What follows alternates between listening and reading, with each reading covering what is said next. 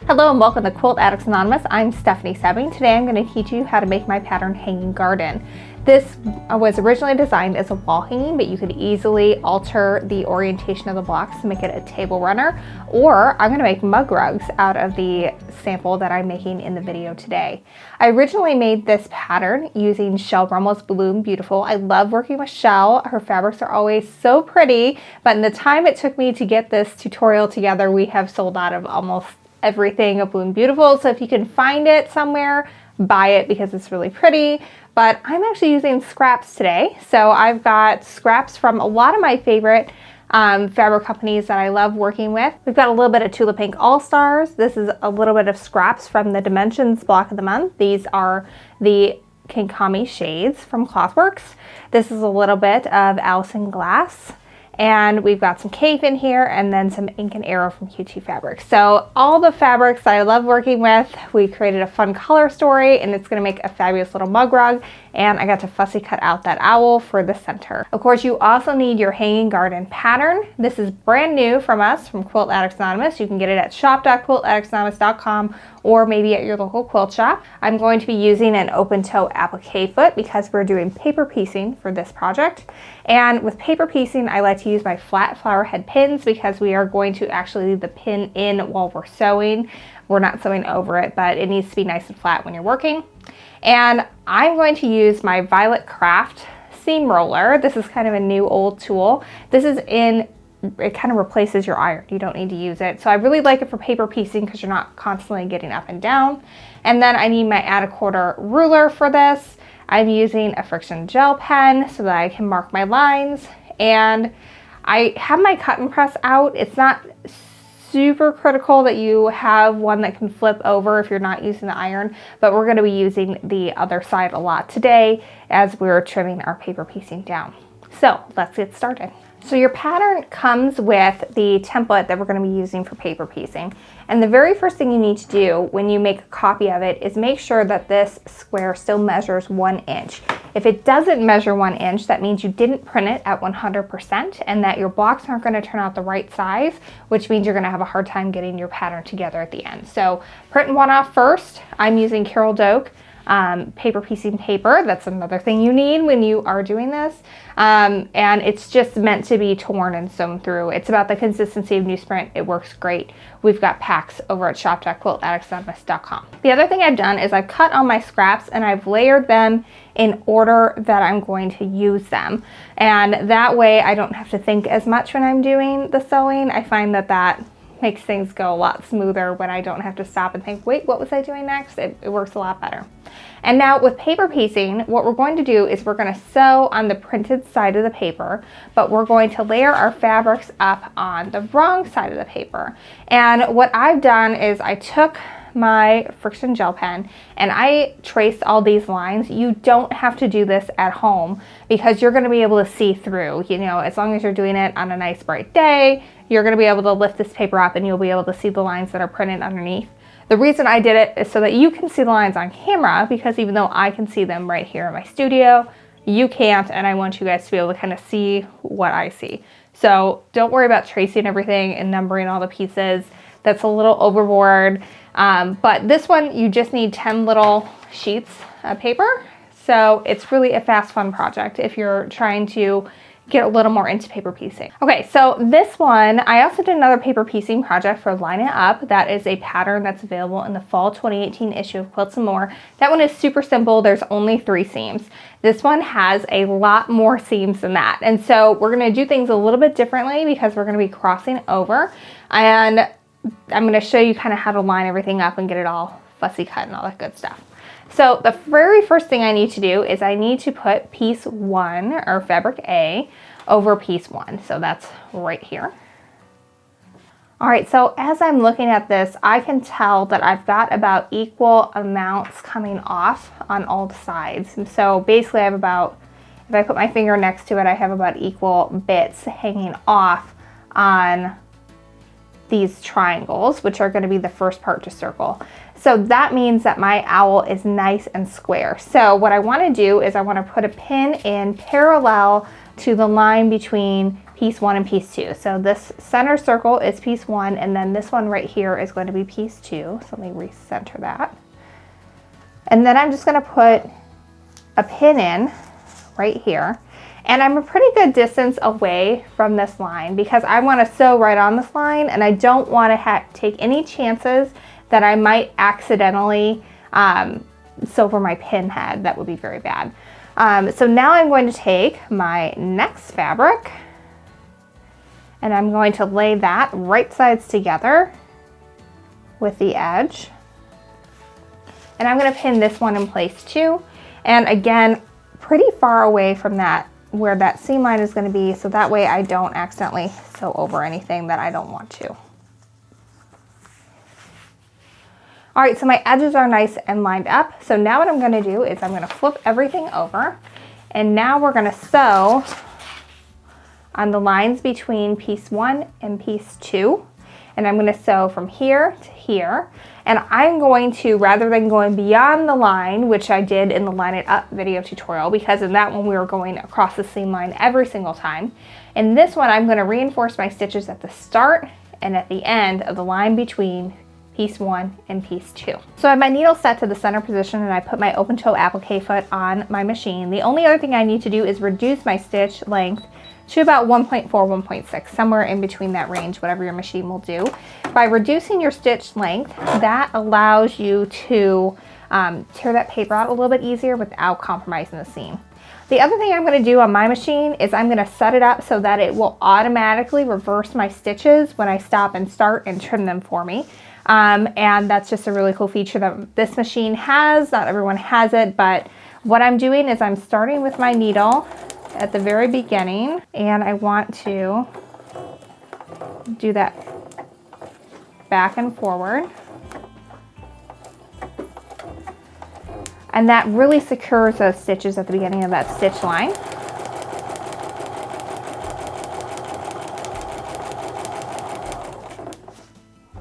Now I can just hit one button to reverse everything, and it's already going to sew that for me in place. All right, so on the right side of your paper, all you're going to see is your seam that you stitched through and the backs of your pins. When you flip it over, you're going to see a little bit wider than a 1/4 inch seam allowance because we didn't do any trimming, and then you will see pieces 1 and 2 from your first 2 fabrics there. And go ahead and remove both of those pins at this point. And I want to make sure that this is going to fully cover piece 2, which is right here. And it does, so that's good. And we can see our little sleeping owl. So and we're always sewing our fabrics right sides together. The first 2 I feel like are the trickiest to get in place, and then it becomes easier after that. So for these first 2, because I didn't trim this to a 1/4 inch before we sewed, I have to do that now before we do anything else. Everything else, it goes pretty quickly. So what I want to do is I want to line up a piece of cardstock, or I'm just using the pattern. And that will help me fold that back and get a nice crisp edge here. Then I'm going to take my add a 1/4 ruler, and there's a little lip on this side, and what that does is it snugs right up next to where this piece is, and that allows me, it's not going to move anywhere. I can trim exactly a 1/4 inch without having to worry about my ruler slipping or anything. So this is a great tool to have when you're doing paper piecing. So now I can take my rotary cutter and just slice down the edges.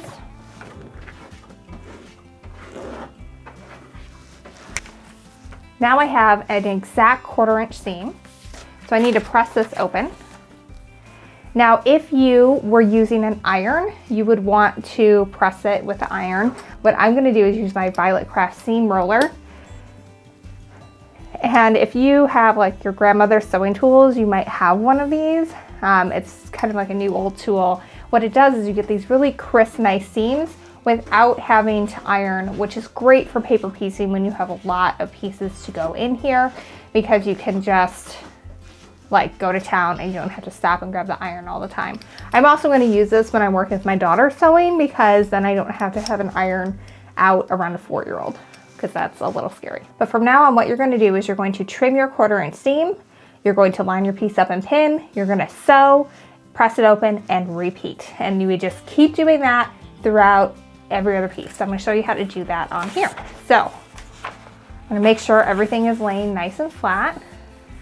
And so now we sewed piece 1 and 2 on, so now we're on piece 3. So what I'm going to do is I'm going to take my pattern edge here, I'm going to line it up with that line between piece 1 and piece 3, because piece 3 is next. I'm going to fold that over, snug my add a quarter ruler up, and trim that to a 1/4 inch seam. When you're doing paper piecing, the fabrics are cut a little bit larger than in traditional piecing. The reason that is so that way you have a little bit extra wiggle room. If you don't completely cover a piece, it's not like the end of the world, because you don't want to have to start over with paper piecing. If you make a mistake, it's not fun. All right, so now I'm going to take my next piece, and this is why I have everything lined up right here, because I don't have to think too hard about it. I just have to figure out what the right side of this fabric is. It's this one. All right, so I'm going to lay this right sides together, and this is where it's handy to have a pencil or a pen or something to mark with, because we want to make sure that we're covering the edges of this diamond. So when you're at home working on this, you will be able to see the printed lines underneath. You won't need to mark it the way I did. But what I do is I'm extending this line from piece 1 because we need our fabric to go beyond that. And then I'm also going to extend the line from piece 1 on this side. And I just need something to show me where my 1/4 inch seam needs to be, like if we were doing traditional piecing. So now that I have that there, I can line my next piece up, and we've got fabric going beyond both of those pieces. And so that's good. That's what we want to have happen. And I'm going to go ahead and put a pin in a good distance away from where that line is, because we're going to be sewing right here. I don't want that pin to be anywhere near where that is. Got it in line with that 1/4 inch seam that we just stitched. And it's a good distance away from that, so I'm not in danger of hitting this pin at all when I'm sewing. All right, so now I'm going to sew in the line between piece 1 and piece 3, because that's the last one we put together. So I'm going to go ahead and line it up. I'm going to put my needle down right at the edge of where that square is, where the end of the line is. I'm going to go ahead and sew forward and back to reinforce those stitches.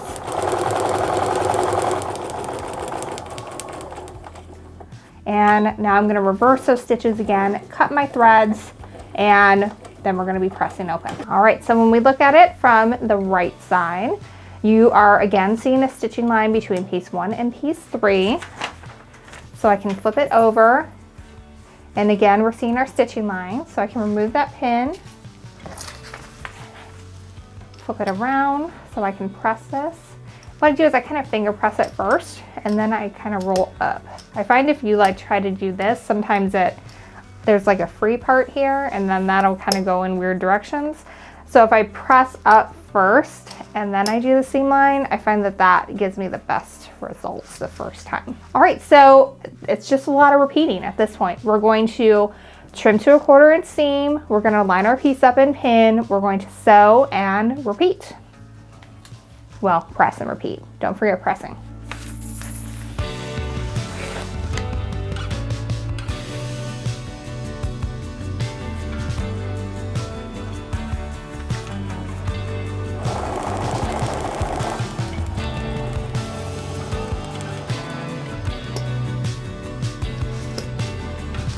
So for this last one, I'm going to skip drawing lines, and that's because I can tell where my seam allowances are, because I now kind of have like a little U in my fabric. So I can just lay this piece down and make sure that is evenly covering both sides of that, and I'm good to go, and I can skip drawing lines. That's going to be the case as you go out for the whole thing.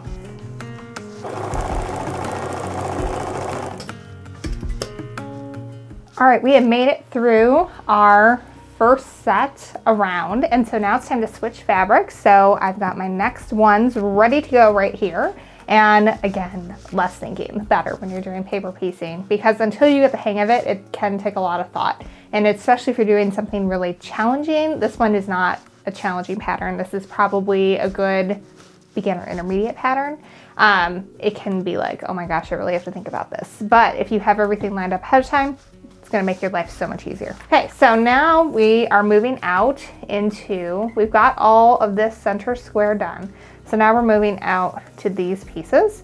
So I'm going to start with piece 6. In this pattern, if you like, say you started with 7 and you went around, you wouldn't be able to tell at the end of the day, but in some patterns, it really, really matters that you go in the order that the fabrics say to go in, or the pieces say to go in. So we're gonna follow that for this pattern.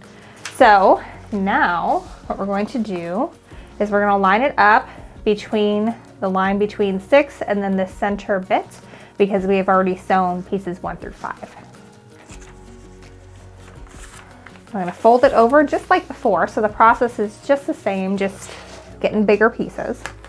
We're going to line up that add 1/4, trim it, and this is where we start to have a little bit more fabric waste. This is not too much. I know some people who save all these and like stuff them in dog beds. Some people do even smaller paper piecing with it, but you have my permission to throw them in the trash if you want to do that. That's okay too. All right, so now we have a piece that looks a little bit different because we're going to start doing the triangle that's coming out. So just like before, I'm going to mark my lines on here to give me a guide. So I can see here's a square from the place I was at last. I'm going to extend that line so that it's going well beyond where my edges. And then I'm going to find, here's the edge of this triangle, and so I'm going to extend this line as well. And then that gives me my guide of where I need to have the next piece extending beyond. Okay, so I've got that all nice and lined up, and I'm extending well beyond those guidelines that I drew. So again, I'm going to give that a pin, going parallel to the seam, but well away from that stitching line where I actually need to stitch, because I don't want to sew over that pin. All right, so I'm flipping that over again. Now we're going to sew on the line in between 6 and the center square that we just finished. Just like before, I'm putting my needle down very carefully at the start of that line. And I'm going to go ahead and sew all the way to the end, making sure I reinforce those stitches at the beginning and end of the line.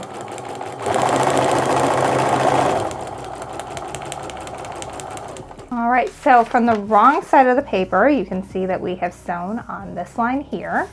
And on the right side, you can see I've got my diagonal line there. I'm going to go ahead and press that up. And look, we've got a fabulous join there that would have been almost impossible to get with standard piecing unless you were really, really good with your quarter and seam and at cutting templates. Neither of which, well, I'm good at my seam. Cutting templates, not my favorite thing to do in the world. I would rather paper piece. So I've got that pressed open. I'm going to go ahead and roll the seam away and then roll down it with that Violet Craft seam roller. And this is like almost as flat as it would be if I would have used my Aliso. So this is a great tool because I'm not having to constantly grab my iron out and get all hot and bothered, because let's face it, it puts out a lot of heat. So this is quite nice when you're paper piecing. Okay, so now it's the same process, just our angles that we're cutting off are going to look a little bit weird because we're cutting off bigger bits and pieces as we go.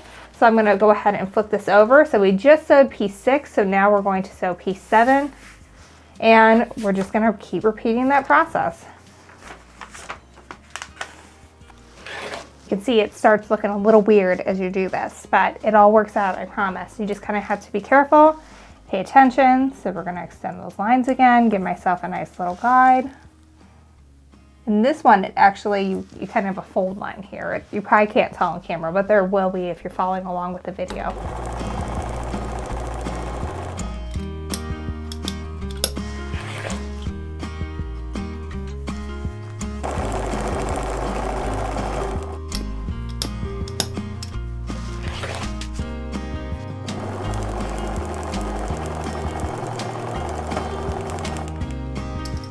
All right, so my third fabric is now all on and down. So now it's time to add our next one. And same deal as before, just our pieces are getting a little bit bigger. So we left off with piece 9, so now we're gonna start with 10 over here. I'm gonna go ahead and line that up with the line between 10 and then our inner square that we have finished. We're cutting off bigger pieces now, and again, I mean, that's just kind of how paper piecing is. In order to get these triangles to fit, you have to start with a rectangle that's going to at least cover all areas and then some. And you end up with some really cool stuff, but you also end up with some waste. So get creative with what you do with it, or you could toss it too. That's fine too. Don't feel like you have to save everything. All right, so same deal. I'm going to extend this line And if you haven't caught on already, the other line is going to be where your point is here. So we're actually, I lied. The other line is way down here. So there's the end of piece 10, it's way over here. So I got my 2 lines now, and I'm ready to cover that next bit. Like this.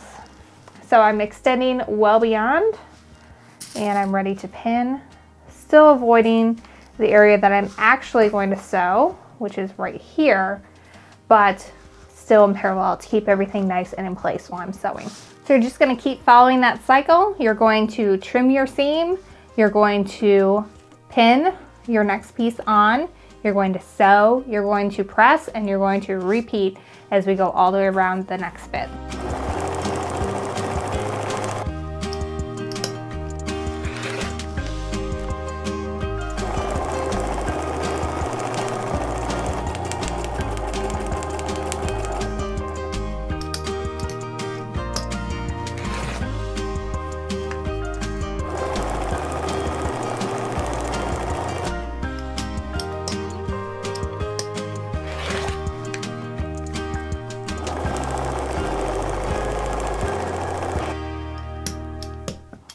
All right, so we are ready to put the final triangles around on this. And I'm gonna change things up a little bit with how I sew, because this time my seams are going to be going across the seam line. That's what that dotted line represents. So rather than stopping and starting and reinforcing my stitches like we've been doing all along, what I'm gonna do is I'm gonna start before the dotted line, and I'm gonna continue sewing after the dotted line, and I'm not gonna worry about reinforcing my stitches. That way, that seam will continue all the way to the edge of the block when we sew it together. And I find that that works a little bit better when you're joining your blocks to create your quilt. So let's continue going. Same process as before. We're going to trim our 1/4 inch seam. We're going to pin our next piece in place. We're going to sew. We're going to press and repeat it all again. All right, now for this one, I don't actually have to draw any lines because I can see I drew the second line going around to represent the dotted line. So as long as my piece is covering that, then it's gonna go all the way to the edge of the block. Now this is kind of a long piece, so I'm actually gonna pin this twice. I'm still pretty far away from that edge because I don't want to sew over my pins. I'm very far away from where I actually need to sew. But what this will do is it will keep it nice and parallel, because sometimes this kind of shifts on you while you're sewing, and then you thought you had a full 1/4 inch and you just have this tiny little sliver, and that's not good because you can't actually see any of your fabric when you're doing paper piecing. So you have to either pin or trust that it's going to stay there, and I prefer to pin. So I've taken off that setting that will automatically reinforce and cut my stitches when I'm all done. So what I'm doing is I'm just starting a little bit beyond where that dotted line is, but still, so when I sew nice and straight, I'm going to run into this line between 14 and the center square that we just finished. And if you get off a little bit in this big long line, that's not really the end of the world, as long as when it gets to the point at the end of the block that you're on there, because that's where you're going to be able to tell if it's off anytime you cross points like that. So I started stitching here and I continued all the way past that line. So I'm going to flip this over, remove my pins, and we're ready to continue doing that process all the way around, and then we're going to be almost done. We'll have to trim it up and then we'll be done. One other little bit. So now that we've sewed across that dotted line, it means that your fabric is sewn here. What you want to do is just give it a little bit of tug, and then that will get the threads out from your paper. It's kind of like if you've ever waxed your own eyebrows, you just kind of yank it. And yes, I have done that many times. All right, so I'm just going to keep repeating those steps and finish this block up, and we will trim after that.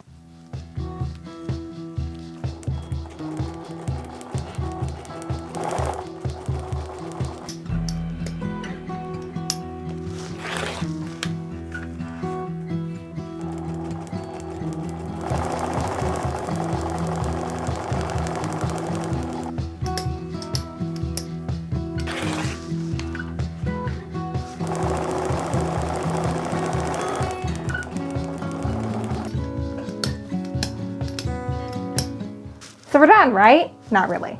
This looks a little goofy right now. We gotta trim it up, and to do that, we need to flip it over. So what you wanna do is you're going to line the edge of the 1/4 inch mark of your ruler up with this solid line right here. And that will ensure that even if you printed it a little weird, you at least are gonna have a 1/4 inch seam beyond the edge of your outside point. So what I'm gonna do is I'm just going to trim that up and just keep working around until I've got it all trimmed. And I get asked this question every time I do a paper piecing video. They're like, oh my God, you're using your rotary cutter blade on paper. Won't that dull it faster? Of course. Everything you use your rotary cutter for is going to dull it faster. Just change it once in a while and don't give yourself carpal tunnel. It's okay. Every time I change my rotary cutter blade, I'm like, I waited too long to do this. So just do it more often. At the shop, we do it about once a month on all 3 of the rotary cutters that are going around. Obviously, we cut probably a lot more than you do at home, but if you feel like you're ever, giving that too much elbow grease, time for a new blade. All right, it's big reveal time. This is when we get to see what our block looks like, and it's super cool. We've got our nice little fussy cut owl face, and he's sleeping. And what I kind of did, this was my kind of thought when I picked fabric out, is I kind of chose something busy and then something that wasn't so busy, and then I got this sort of bright pop, and then we went to busy and busy again. So it kind of just sort of comes out as you go, and we kind of are getting that fun little color change as it goes out. And this blue kind of ties in to here and here, and it's fun. It allows me to use up my scraps and get to do something fun with it. So what you want to do is leave the paper on the back until you get your entire quilt top sewn together. If you're doing the hanging garden wall hanging, or if you want to make it a table runner, go for it, have fun. I'm going to rip mine off now because I'm actually going to turn this into a mug rug. And my tips for taking the paper off are, you kind of just need to get started with that first one. And as long as you have done a good job with this, it shouldn't be too bad to take off. If you get any stubborn bits, tweezers are your friend, especially like with these little bits here that come out. But once you have a bit started, like this edge has already been perforated, so I can just kind of pull that out from the seam, and then it gets easier. But that's another reason to have that really tiny seam, is it allows you to rip this paper off a lot easier. Well, that's it. That's paper piecing. If you feel like this might be a little advanced for you, check out our pattern Line It Up. It is in the fall 2018 issue of Quilts and More magazine. The block finishes about the same size, but there's only 3 seams, so the pieces are a lot bigger. So it's a really nice introduction to paper piecing if this seems a little intimidating for you. But otherwise, you can get everything you need, including the stuff for Line It Up or for Hanging Garden, over at shop.quiltaddictsanonymous.com. You guys purchasing the things you want to do the things you love from us helps support us and helps us continue to make these videos to inspire you and get you to the next level of quilting. If you enjoyed this video, make sure you subscribe and hit the little bell notification so that way you know when the next videos are coming out. And you also can subscribe to our email list over at shop.quiltaddictsanonymous.com. That way you'll know when the new videos are out, and we give you a 10% off coupon to use on your first purchase. So check all that goody stuff out. Well, thank you so much for following along, and until next time, happy quilting.